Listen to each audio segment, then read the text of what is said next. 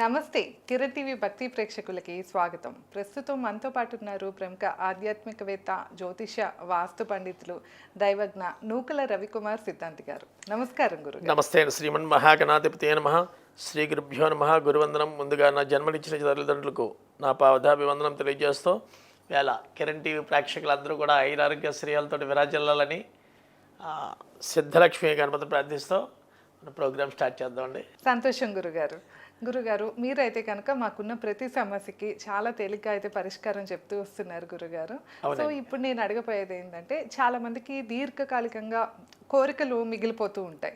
అంటే కొంతమందికి అయితే చిన్న చిన్న కోరికలు కూడా తీర్చుకోలేకపోతారు, లేకపోతే కొంతమంది ఎంత ప్రయత్నించినా వాళ్ళు అనుకున్నదైతే సాధించలేకపోతారు. సో ఇలా తీరని కోరికలు నెరవేర్చుకోవాలి అంటే ఏదైనా ఆరాధన కానీ సాధన కానీ ఉంటుందా గురుగారు? ఒకసారి తెలియజేస్తారా? శ్రీ విద్యోపాసనలో శ్రీ వాంఛకల్పలతా గణపతి అని ఉందండి. వాంఛకల్పలతా గణపతి అంటే వాంఛ అంటే కోరిక, కల్పలత తీసుకొచ్చి వ్యక్తిని. ఈ యొక్క అందరికీ కూడా కొంతమందికి శ్రీ విద్యా పరిపక్వతంగా ఉన్న వాళ్ళకి తప్ప మిగతా వాళ్ళకి అర్థం కాని విద్యది. ఈ వాంఛకల్పలతా గణపతి అంటే మనకి లైన్లోనే ఉంది. వాంఛ అంటే కోరికలు తీర్చేది అని. ఇది ప్రధానంగా ఈ దేవతని ఎవరు ఆరాధిస్తారో, ఎందుకు ఆరాధిస్తారో అని చూసుకున్నట్టయితే మీరు చూసే ఉంటారు, ప్రతి సమస్యకి ఓ పరిష్కారం ఉంది. కానీ కాలసర్పదోషానికి ప్రతి ఒక్కళ్ళు కూడా రాహుకేతుల పూజ శ్రీకాళహస్తిలో చేయించాలి అంటారు. కానీ శ్రీ విద్య ఉపాసనలో ఏంటంటే వాంఛకల్పలతా గణపతి ఎవరైతే కాలసర్పదోషం ఉందో జాతకం రీత్యా, కాలసర్పదోషం అంటే లగ్నాత్తు రాహుకేతువుల సప్తమంలో గ్రహాల మధ్యలో ఉంటే దీన్ని కాలసర్పదోషం అంటారు. లగ్నాత్తు రాహు నుంచి సప్తమంలో కేతు ఉన్న గ్రహాలు ఏమైతే ఉన్నాయో దాన్ని చూసి కాలసర్పదోషం అని ఏర్పడుతుంది. అసలు మనం మాట్లాడుకునేది ఈ కోరికల గురించి కదా గురుగారు. రాహుకేతువులు తీసుకొచ్చారు ఏంటని అడుగుతారు. ఇది ఏంటంటే వెల్త్, మెయిన్గా ఆదాయాన్ని ఎవరైతే గండి కొట్టి ఆదాయం పడిపోయింది అనుకున్నారో ఈ వెల్త్ పెరగడానికి కానీ, లేదా ప్రతి పని ఆలస్యం అవుతుంది, వాంఛ తీరటం లేదు, కోరిక తీరటం లేదు అనుకున్న వాటికి వాంఛ. ఇది ఏమిటి అంటే ఈ యొక్క గణపతి ఏ రూపంలో ఉంటాడంటే స్త్రీ రూపంలో ఉంటారండి, చీర కట్టుకుని. గణపతి ఇప్పటివరకు స్త్రీ కట్టుకున్న రూపం ఎక్కడా లేదు. వీటిని వాంఛ కల్పలత గణపతిలో ఏంటంటే కల్పలత అంటే ఏంటంటే ఈ లలితాంబిక రూపం గణపతి రూపం కలిపి ఉంటుంది. ఇప్పుడు ముఖము తొండము అంతా కూడా గణపతి రూపం ఉండి, మిగతా బాహ్య శరీరం అంతా కూడా కంఠం దగ్గర నుంచి కాళ్ళ వరకు కూడా అంతా కూడా స్త్రీమూర్తి కింద వస్త్రం కట్టుకుని ఉంటారు గణపతి. ఎందుకు కట్టుకుని ఉంటారు అంటే జనాల యొక్క కోరికను నెరవేరడానికి. అసలు కల్పలత అంటే శ్రీ విద్యలో లలితాంబ ప్లస్ గణపతి కలిపితే వాంఛ కల్పలత గణపతి అని చెప్తారు. వీటిల్లో కూడా అండి ఇంకో రెండు దేవతలు కూడా కలుస్తాయి. ఏమిటంటే కుబేరుడు, లక్ష్మీదేవి. ఎవరైతే వాంఛ కల్పలత గణపతిని మనసా వాచ స్మరిస్తారో, లేదా ఉపాసన చేస్తారో, లేదా కవచం చదువుతారో. ఇప్పుడు ఉపాసనా బలం కావాలంటే మళ్ళీ మొదలుపెట్టి గణపతి దగ్గర నుంచి గురుపాదకి దగ్గర నుంచి చేసుకుని వస్తే కానీ గురువుగారు వాంఛ కల్పలత గణపతి ఇవ్వరు. అదంతా మూలం వేరు. ఆ గణపతి యొక్క మూలం 16 బీజాక్షరాలు. అది చేయడం వల్ల కనీసం అది చేయలేకపోయినా, మంత్రదీక్ష తీసుకోలేకపోయినా, మన వాంఛ కల్పలత గణపతి పుస్తకాలు రిలీజ్ అయ్యే మార్కెట్లో. అది కాకుండా కూడా రీసెంట్గా రేపు జూలై 2nd వీక్లో మనదే ఒక బుక్ రిలీజ్ అవుతుంది వాంఛ కల్పలత గణపతి మీద, నూకల రవికుమార్ సిద్ధాంతి అని. అసలు ఎలా చేయాలి, మంత్రం తెలియని వాళ్ళు శ్లోకం ఎలా చేయాలి, ఆ స్మరణ ఏం చేస్తే స్వామివారు మనకి అంతంత ఆనందాన్ని ఎలా ఇస్తారు. మెయిన్గా ఏంటంటే అండి చాలామంది ఈవేళ రుణాలు బారిన పడిపోవడం, ఒక బ్యాంకు కాదని ఇంకో బ్యాంకులో అప్పులు తీసుకోవడం, ఒకటి కట్టలేక ఇంకొన్ని మీదకి వెళ్ళడం, ఇలాంటివి ఎక్కువ మీద పడినప్పుడు ఈ వాంఛ కల్పలత గణపతి చేయడం వల్ల ఏంటి ఈ వాంఛ కల్పలత గణపతి అంటే ఈ యొక్క శ్లోకం చదవడం కానీ, లేదా అష్టోత్తరం చదవడం వల్ల కానీ, లేదా భార్యాభర్తల మధ్య గొడవలు జరిగిన, ఆదాయం గండి కొట్టేసిన, లేదా ఆడపిల్లల సంతానం ఎక్కువ జన్మించిన వాళ్ళైనా, కావాలనుకున్న వాళ్ళు చివరి వరకు వచ్చాక ఆగిపోతున్న విషయం, వీటికి ఏంటంటే గణపతిని ప్రార్థించి ఒక పటం దొరుకుతుంది వాంఛ కల్పలత గణపతిని మన గూగుల్లో కొట్టడం వస్తుంది. లేదా ఎక్కడైతే ఫోటో ఫ్రేమ్ వర్క్స్ ఉన్నాయో ఫోటోషాప్లో అక్కడికి వెళ్తే ఇలా వాంఛ కల్పలత గణపతిని అడిగిన వెంటనే ఆ యొక్క ఫోటో ఇస్తారు. ఆ ఫోటో చేసి ఏంటంటే అండి ఇక్కడ స్వామివారికి నివేదన ఏంటంటే దానిమ్మ గింజలు పెట్టాలండి. మహా ఇష్టము ప్రీతి అన్నమాట దానిమ్మ గింజలు అంటే వాంఛ కల్పలత గణపతికి. దేనికి చేస్తారు అసలు? మరి విషయం ఏంటంటే ఏ కోరినో తీరటం లేదు గురుగారు. ఉదాహరణకి మా అబ్బాయి ఉద్యోగం రావాలనుకుంటున్నాం, రావటం లేదు. చదువుకుంటూ మధ్యలో ఆఫ్ చేసేసి ఇంక చదవనంటున్నాడు. ఎలాగ ఇలాంటి వాంఛ అంటే ఆ కోరిక తీరలేని ఎవరైతే ఉన్నారో, ఏ కోరికైనా సరే అది దీర్ఘకాలికమైన కోరికలు అంటే ఏంటంటే ఉద్యోగం రాకపోవడం, పిల్లలు పుట్టకపోవడం, వివాహం అవ్వకపోవడం, భార్యాభర్తల మధ్య సఖ్యత లేకపోవడం, వీటిలన్నిటికీ ఒక రకమైన విషయం కాదు, చాలా రకాలైన కోరికలకి ఒకే సమాధానం ఏమిటంటే శ్రీ విద్యా ఉపాసనలో వాంఛకల్పలతా గణపతిని. మాకు తెలియలేదు గురుగారు అనుకున్న వాళ్ళు ఎవరైతే డౌట్స్ ఉన్నాయో, ఈ వాంఛకల్పలతా గణపతి గురించి మన దగ్గర పూర్తిగా తయారు చేసిన స్క్రిప్ట్ ఉంది. అది ఎలా చెయ్యాలి, ఆ విధి విధానాలు ఏంటి, ఈ దేవతారాధన చేయడం వల్ల జరిగే అద్భుతాలు ఏమిటి, ప్రధానంగా అనర్థాలు ఏమి ఉండవండి. ఈ గణపతిని ఎప్పుడు ఏ గణపతిని చేసినా, ఒక ఉచ్చిష్ట గణపతిని తప్ప ఏ గణపతిని చేసినా అనర్థాలు ఏమి ఉండవు. అది వేరే చాప్టర్లో చెప్పడం జరుగుతుంది. ఉచ్చిష్ట గణపతి అంటే ఏంటి, దాని మూలాలు ఏంటి, ఎలా చూపిస్తాయన్నది. ఇక్కడ వాంఛకల్పలతా గణపతి ఏంటంటే ముఖం వరకు గణపతి ఫేస్ ఉండి, బాహ్య శరీరం అంట శ్రీమూర్తి కింద ఉండి, ఆయన 5 ముఖాలతో ఉండి, ఇక్కడ ఈ వాంఛకల్పలతా గణపతిలో ఏంటంటే 5 ముఖాలతో ఉంటాడండి గణపతి. అంటే పంచముఖ ఆంజనేయ స్వామి ఎలా ఉంటారో అలాగా 5 ముఖాలతో ఉన్న గణపతి వాంఛకల్పలతా గణపతి అంటాం.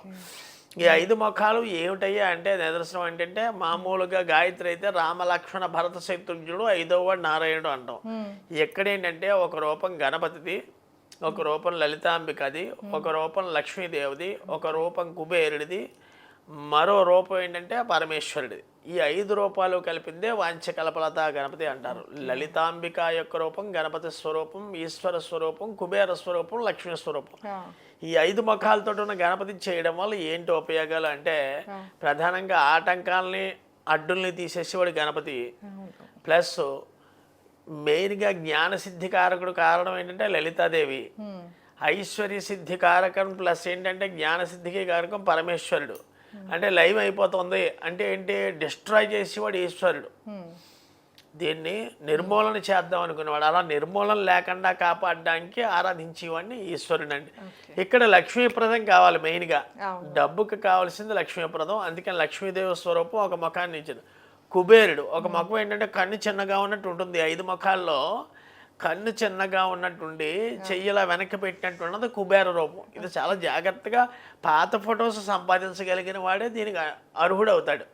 దొరకదు గురుగారు ఎలాగనుకున్నట్లయితే ఎవరికైతే డౌట్స్ ఉన్నాయో వాళ్ళకి మన దగ్గర ఫోటోలు ఉన్నాయి. వాంఛకల్పలతా గణపతి, ఆ గణపతి స్వరూపం ఫోటో పెట్టి చేసి ఎన్ని రోజులు చేయాలి గురుగారు ఇది అనుకున్నట్లయితే, దీని జప సంఖ్య ఏంటంటే అండి, డైలీ మామూలుగా అయితే 5,000 జప సంఖ్య, అది కుదరలేని వాళ్ళు 2,000 జప సంఖ్య చేసి 90,000 పూర్తి అయ్యేటట్టు 45 రోజులు చేయాలి. 45 రోజులు రోజు 2,000 చొప్పున జపం మూలం తెలియని వాళ్ళు ఏం చేయాలి గురుగారు అంటే 18 రోజులండి. నిత్యం కూడా 5 పర్యాయాలు కవచం చదివి, ఏం కవచం అండి, వాంఛకల్పలతా గణపతి కవచం చదివి, వరి పేలాలు మరియు దానిమ్మ గింజలు. వరి పేలాలేమో గణపతికి, వరి పేలాలేమో గణపతికి, దానిమ్మ గింజలేమో అమ్మవారికి కలిపి నివేదన చూపిస్తాం. నియమాలు ఏమన్నా ఉంటాయి? నియమాలు అనుకున్నట్లయితే అండి, అదే చెప్పాను, ఈ 18 రోజులు ఒంటిపూట మాత్రమే భోజనం చేయాలి. అంటే మధ్యాహ్నం చేసి సాయంత్రం వేళలో చంద్రుని చూసే వరకు ఏమీ తినకూడదు.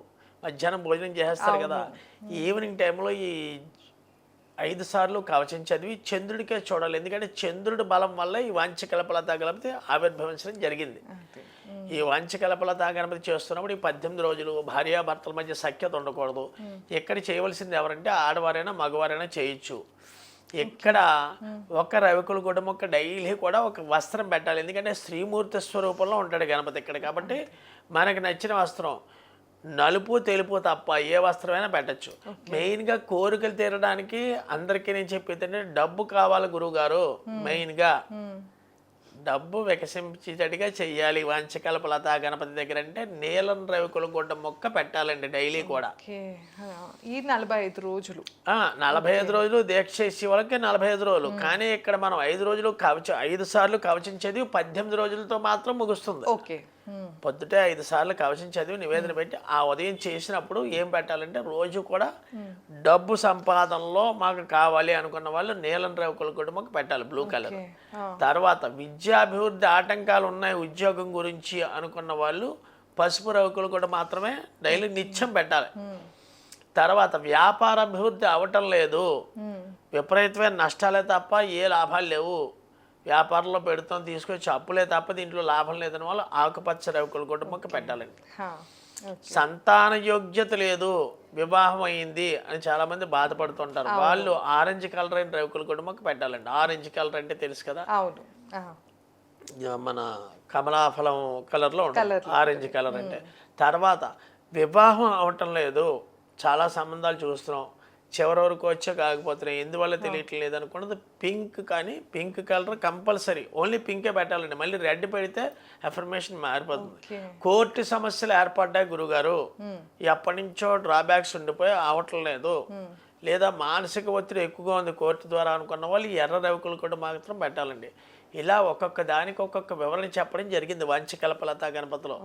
ఈ యొక్క వివరణలు నేను చెప్పినట్టు డబ్బు అనేటప్పటికి గ్యారంటీగా బ్లూ కలరే పెట్టాలి. అలాగే. ఉద్యోగం రావట్లేదు గురుగారు, ఏ రకమైన రేకుల గుడ్డ మొక్క పెట్టాలి? ఎందువల్లంటే వీటికి చెప్పింది శాస్త్రం. ఏ యొక్క కలర్ మొక్క ఆ స్వామి వారికి సమర్పించుకుంటే అత్యద్భుతమైన వివరణలు జరుగుతాయి అని ఒక్కొక్క దానికి ఒక్కొక్క కలర్ ఇన్ఫర్మేషన్ ఇవ్వడం జరిగింది. అంటే ఇది వరకు ఉందా అంటే ఎప్పుడు ఉంది. ఇది ఉద్యోగం రాక బాధపడుతున్నారంటే గోధుమ కలర్ అయినా కానీ లేదా మన స్నఫ్ కలర్ రవికుల గుడ్డ మొక్క కానీ పెట్టాలి. ఏంటంటే ఓన్లీ ఉద్యోగం గురించి. ఎందుకంటే ఉద్యోగ కారకుడు రాహు. ప్రత్యేకంగా ఈ యొక్క కలర్స్ ఎందుకైతే డిఫైన్ చేశారంటే ప్రతి ఒక్క రవికుల గుడ్డ మొక్క ఒక్కొక్క గ్రహాన్ని అనుసంధానం చేస్తూ ఉంటుంది. ఈ గ్రహానికి అనుసంధానం చేసిందే భగవంతుడికి అర్పించినట్లయితే చాలా అత్యద్భుతమైన ఫలితం చూస్తారు. ప్రత్యేకంగా ఈ వాంఛకల్పలతా గణపతికి ఏంటంటే వరి పేలాలంటే మహా ఇష్టం. మనకి బయట దొరుకుతాడు, పేలాలని అడిగితే ఇస్తారు. అవి పెట్టిన ఎడల చాలా అత్యద్భుతంగా ఉంటుంది. ఒక రాగి ప్రతిమ కానీ లేదా ఒక ఇత్తడి ప్రతిమ కానీ లేదా ఒక వెండి ప్రతిమ కానీ మనం చేసినంతసేపు కూడా ఈ కవచం చదువుతారు కదా వాంఛకల్పలతా గణపతి. ఒక పెద్ద గిన్నెడు కానీ పెద్ద చెంబుడు కానీ నీళ్లు తీసుకుని ఆ నీళ్లతోటి తడుపుతో గణపతిని చెయ్యాలి. ఎందుకంటే తర్పణ ప్రియుడండి గణపతి. స్నానం చేస్తూ ఉండి కవచం చదివినట్లయితే మీరు నమ్మరండి, 18 రోజులు కరెక్ట్గా. మంత్రం తీసుకుని చేసినట్లయితే 45 రోజులు. కానీ మంత్రం తీసుకోలేదు, మాకు కొన్ని ఇబ్బందులు ఏర్పడతాయి అనుకున్న వాళ్ళు 5 సార్లు డైలీ నిత్యం కవచం చేసి గణపతికి స్నానం చేస్తూ, అంటే ఏంటంటే ఒక చెంచాను ఒక ఉద్ధరేవుని ఒక పళ్ళెము తీసుకుని ఆ యొక్క పళ్ళెంలో రాగి పాత్రలో కానీ ఇత్తడి పాత్రలో కానీ ఆ గణపతిని చిన్న విగ్రహాన్ని పెట్టి ఈ నీళ్ళతో స్నానం చేయిస్తూ కవచం చదవాలి. చదవడం రావట్లేదు, దాంట్లో ద్విత్వాక్షరాలు ఎక్కువ ఉన్నాయి మీరు అన్న కవచంలో అన్నప్పుడు కవచం కొడితే వస్తుంది యూట్యూబ్లో. ఆ కవచం వింటూ ఎవరైతే 5 పర్యాయాలు స్నానం చేయిస్తారో గణపతికి ఇంకా అత్యద్భుతమైన ఫలితం అనమాట అండి. దీంట్లో వెనక్కి తిరిగి చూడక్కర్లేదు. ఆడవాళ్ళైనా చేయొచ్చు హ్యాపీగా రండి. ఎక్కడ నెలసర్లు లేకుండా మగవాళ్ళైనా ఆడవాళ్ళైనా. ఆడవాళ్ళకి 4 రోజులు అయిన తర్వాత 5 రోజులు చేసి 18 రోజులు విడవకుండా చేయాలి. ఈ 18 రోజుల్లో గ్యాప్ వచ్చింది 5 రోజుల్లో 4 రోజుల్లో మళ్ళీ తర్వాత అయిపోయిన తర్వాత స్నానానంతరం గ్యాప్ కంటిన్యూ చేయడమే.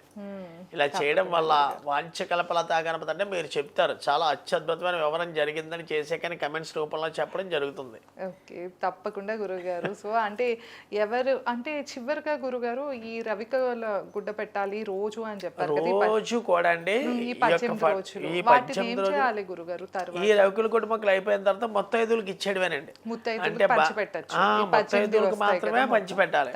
ఎందుకంటే ఒకే రకమైన రవికుల గుడ్డ మొక్క వాడతాం. ఉద్యోగానికి చెప్పాను రోజు బ్లూవే వేయాలి. అలా ఉద్యోగం లేదు అన్న వాళ్ళకి ఒక కలర్ ఇచ్చావు, అవును. సంతానం లేదన్న వాళ్ళకి ఒక కలర్, వివాహం లేదన్న రోజు కూడా అదే ఒకే కోరికతో మొదలు పెట్టాలి. ఫస్ట్ మనం స్టార్ట్ చేసేటప్పుడు ఆ ఒక్క కోరిక భగవంతునికి చెప్పుకుని మొదలు పెట్టాలి. అంతే.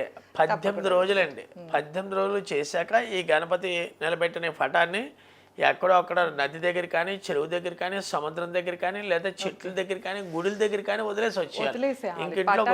ఇంట్లో ఎందుకంటే మనం ఒక కార్యం గురించి చేసాం కదా, ఈ కార్యక్రమం అవడం గురించే గణపతిని ప్రారంభించుకున్నాం. మళ్ళీ ఆయన కావాలి అనుకుంటే విడిగా పెట్టుకోవడమే తప్ప ఈ యొక్క వాంఛ గురించి తెచ్చాం కాబట్టి తీసుకొచ్చి అక్కడ చెట్టు దగ్గర కానీ నది దగ్గర కానీ గుడిలో కానీ పెట్టేయడం చాలా శుభప్రదం. తప్పకుండా గురుగారు. సో విన్నారు కదా గణపతిని అంటే ముఖ్యంగా వాంఛఫల గణపతిని అయితే ఎలా ఆరాధించాలి అని గురుగారు చాలా క్లియర్గా తెలియజేశారు. అంటే మన తీరని కోరిక అనే కాకుండా ప్రెసెంట్ మనం ఎదుర్కొంటున్న సమస్యల బట్టి కూడా మనం ఆ కోరిక బట్టి రవికల గుడ్డని సమర్పించి స్వామివారిని ఆరాధించాలి 18 రోజుల పాటు. ఇంకా ఏమైనా సందేహాలు ఉన్నాయి, ఒకసారి నేరుగా గురుగారిని సంప్రదించాలి, సమస్యలతో మీరు చాలా సతమతం అవుతున్నారు అంటే స్క్రీన్ పైన స్క్రోల్ అయ్యే నెంబర్కి కాంటాక్ట్ అవ్వచ్చు. ధన్యవాదాలు. నమస్కారం గురుగారు.